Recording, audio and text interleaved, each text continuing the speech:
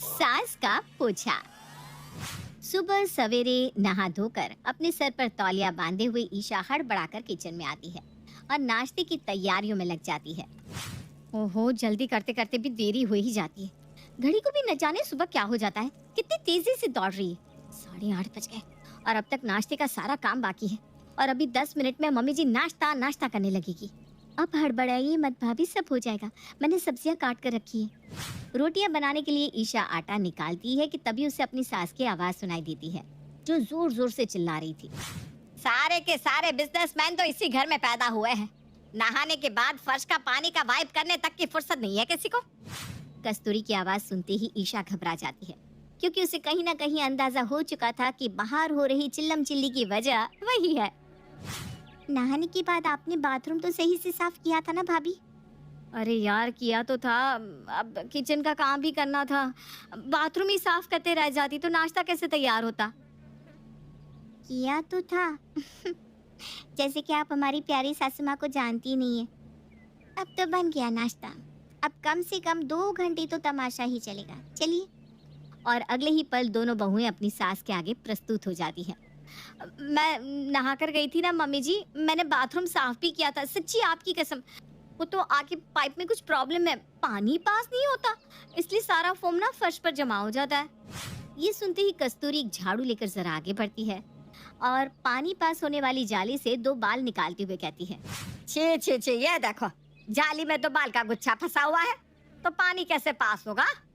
तुम सब के सब तो बड़े बिजी लोग हो, कौन ध्यान दे, नहा कर बाल भी उठाया नहीं जाता किसी से। ये 2 बाल पानी को रोक रहे थे, हद हो गई। छोड़िए, आप परेशान मत होइए मम्मी जी, मैं कर देती हूँ सफाई। अब क्या, नहाने के बाद ये काम तो करवा दिया तूने मुझसे, अब सफाई करके क्या महान बनेगी? मैं करती हूँ ना मम्मी जी, अच्छे से बाथरूम साफ, उसके बाद आप फिर से नहा लीजिएगा। आपको भी तो नहाना ही पड़ेगा भाभी, वरना इस बार रेशे से भी पतला बाल रह गया ना तो और 2-4 घंटे सफाई करवाएगी मम्मी। तो ऐसी थी कस्तूरी। यूं तो कस्तूरी 60 की थी, पर उसकी आंखें उम्र के साथ कमजोर नहीं, तेज होती जा रही थी। हर काम को लेकर कस्तूरी इतनी पर्टिकुलर थी कि अपनी बहुओं के काम करने के बाद वो फिर से चीजों की जांच पड़ताल करने लगती। ईशा तो बाथरूम सफा कर ही रही थी, इसलिए अपनी जेठानी के बिना ही नैना को किचन में काम करना पड़ रहा था। तभी कस्तूरी वहां आती है। और कितनी देर है बहू नाश्ता बनाने में? आप तो जानती है मम्मी जी, मुझे खाना बनाना नहीं आता, किसी तरह कोशिश कर रही हूँ, आधे घंटे में हो जाएगा।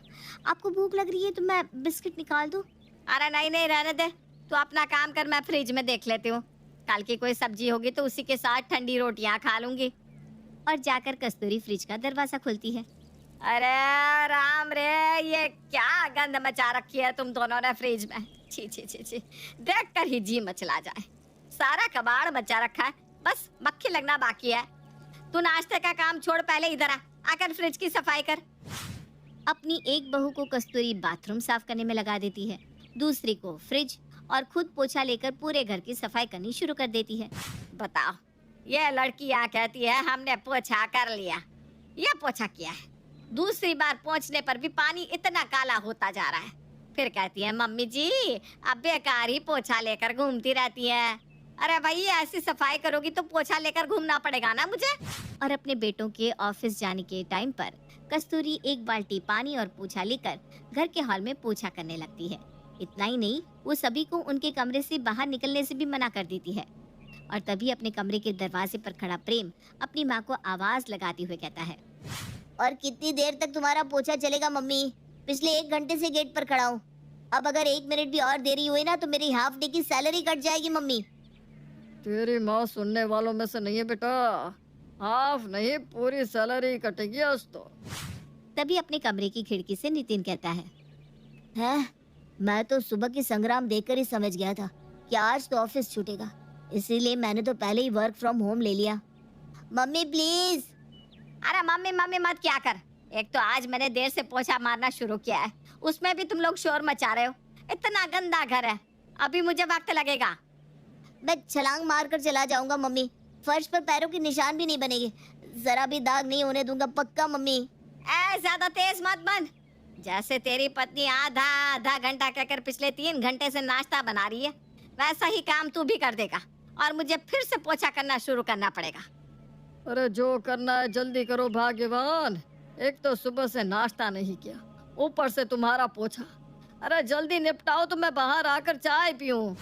कस्तूरी के पोछा करने की आदत के कारण नाश्ता तैयार करने के बाद भी नैना रसोई में फंसी रह जाती है और ईशा बाथरूम में, और नितिन, प्रेम और मोहनलाल अपने अपने कमरों में। कस्तूरी की इस सफाई की आदत से सभी परेशान हो चुके थे, पर उसकी आदत तो बदलने का नाम ही नहीं ले रही थी। और इसी तरह कस्तूरी हाथ में पोछा लिए कभी घर का कोई हिस्सा साफ करती रहती तो कभी कोई। फिर एक दिन अपनी एनिवर्सरी पर ईशा अपनी माँ को फोन कर अपने घर इनवाइट करती है। आज मैं और नैना मिलकर इडली डोसा बना रहे हैं मम्मी, तुम और पापा भी आ जाओ ना। भगवान करे दमाजी और तेरी जोड़ी हमेशा सलामत रहे बेटा। मेरा आशीर्वाद तो यहीं से तेरे साथ है, पर तू ना मुझे अपने घर आने मत बोल। तेरी सास बाप रे बाप, सफाई की दीवानी, अलग ही परेशान करके रखती है। पिछली बार कैसे तेरे घर पर मैंने रात गुजारी थी मुझे याद है। अच्छा तो रुकना मत ना मम्मी, बस खा कर चले जाना, प्लीज आओ ना मम्मी। और ईशा की लगातार जिद करने से सुषमा मान जाती है और शाम को सुषमा और महेश अपनी बेटी के ससुराल पहुंचते हैं। अपने पापा मम्मी को देखते ही ईशा फौरन उनके पास जाती है और उनकी आओ भगत में लग जाती है। आइए मम्मी, आराम से मेरे कमरे में बैठिए। कमरे में? ना ना, वहाँ तेरी सास आकर बिस्तर की चादर ठीक करने लग जाती है। मुझे तेरे कमरे में नहीं जाना, हम यहीं सोफे पर बैठते हैं ना बेटा। और सुषमा और महेश सोफे पर बैठते हैं। अरे समधन जी, आप ही का घर है, आराम से बैठिए ना। बहू, अपने पापा मम्मी के लिए चाय नाश्ता तो लेकर आओ।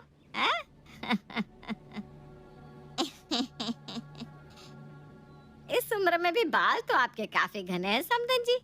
बस अगर आप बाल बांध लेती तो अच्छा होता। वो क्या है ना, व्हाइट टाइल्स है ना पूरे घर में, तो आपके बाल गिर गए तो फर्श पर दिखेंगे, गंदगी अच्छी नहीं दिखती ना। वही मैं सोचूं, अब तक आप चुप कैसे थी?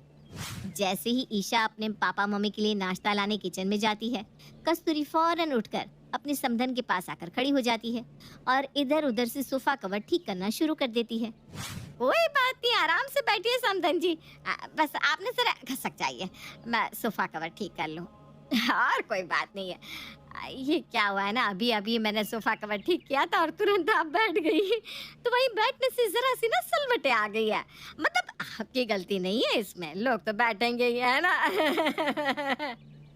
कोई बात नहीं समधन जी, हम खड़े हो जाते हैं, आप आराम से सेट कीजिए कवर। अरे ये कोई बात हुई भला, खड़े क्यों रह लेंगे आप लोग, आपकी बेटी का घर है। मैं जरा कवर ठीक कर दूं, हैं? फिर बैठ जाइए। तभी नैना सभी के लिए नाश्ता लेकर आती है और सभी एक साथ डाइनिंग टेबल पर नाश्ता करने बैठ जाते हैं।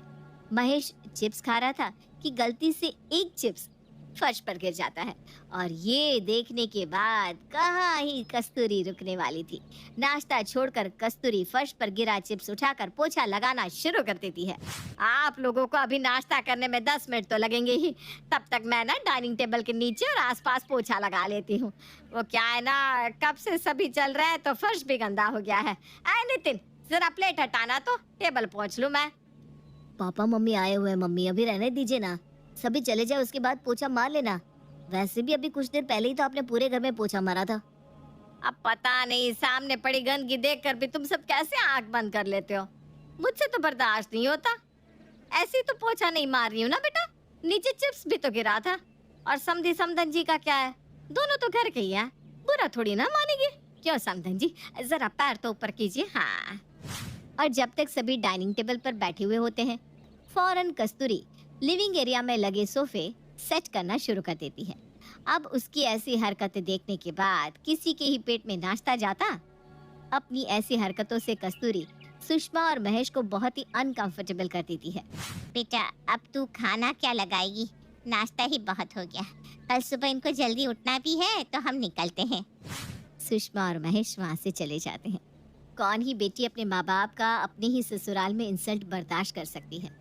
तो इस बार अपनी सास की सभी बातें मानने वाली ईशा अपनी सास पर बरस पड़ती है।